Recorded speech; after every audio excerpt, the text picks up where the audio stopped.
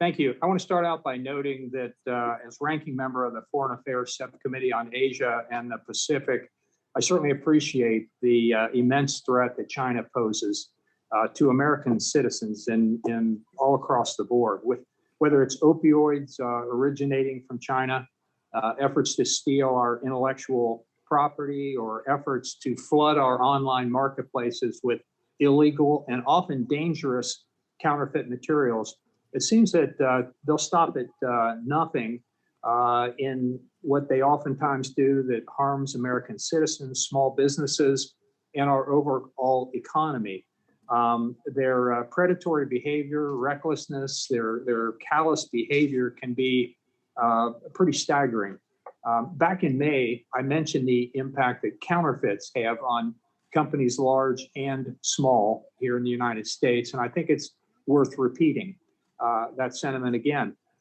Procter & Gamble, P&G, which is a large, well-known company that's headquartered in my congressional district, is one of many throughout the nation that loses billions of dollars, really, each year due to counterfeited and pirated products in the online marketplaces. These counterfeit products not only have a negative effect on our economy, but also introduce products into our communities which can be hazardous or sometimes deadly to American consumers. Online marketplaces need to do a better job of keeping counterfeit products off their respective sites, as unscrupulous sellers too often appear and then reappear online with counterfeit products without recourse to the buyer, who may be put into harm's way by these counterfeit products. With that in mind, as this legislation makes its way to the floor, because I believe it will pass for consideration, it's important to note that there have been some concerns raised by small businesses that sell legitimate products online marketplaces.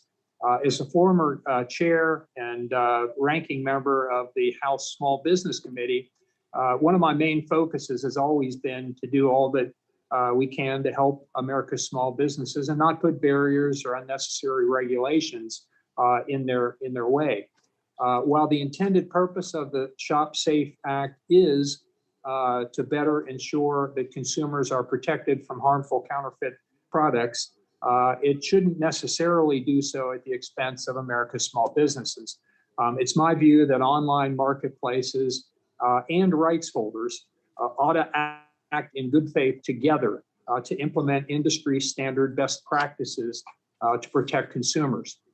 Additionally, it seems as if the definition of health and safety, the category of products meant to be the subject of this legislation, is overly broad and could result in unclear or misapplied standards on marketplaces, resulting in application to goods which have nothing to do with health and safety.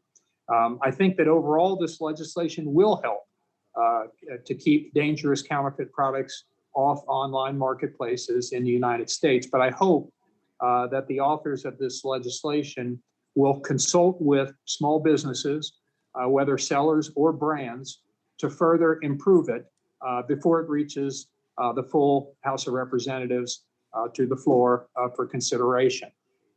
I want to thank you, Mr. Chairman, Mr. Issa, and Mr. Johnson of Georgia, Mr. Klein, for your leadership and hard work in drafting this legislation, and I yield back the balance of my time.